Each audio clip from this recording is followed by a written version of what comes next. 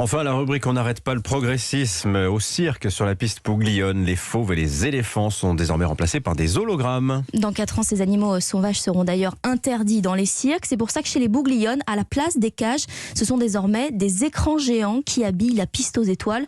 Vous êtes sceptique? Notre correspondant Stéphane Burgat s'est installé dans les gradins du chapiteau à Marseille. Reportage. Elle sera la dernière. Après 3 générations de dompteurs, Sandrine Bouglionne ne passera pas le flambeau à ses enfants. J'ai été bercée dans cet univers. J'ai grandi avec des bébés tigres. Mon animal de compagnie était un éléphant, justement, quand j'avais 5 ans. Pour moi, c'était ordinaire, banal. Il y en a qui ont des hamsters, moi j'avais un éléphant. Mais on a décidé de ne pas transmettre un certain savoir-faire à nos enfants et à se remettre en question. Reconvertie productrice et Madame Loyale, les animaux sauvages qui l'entourent désormais sur scène sont digitaux. On les a gardés dans leur esprit naturel, avec les pas, cette espèce de lourdeur, les bam, pour donner un côté réel à l'animal, pas juste en montrer un qui fait une pirouette et voilà. Donc voilà un des... Vous voyez, ça vibre même, c'est vraiment un aspect réel, quoi. L'éléphant arrive.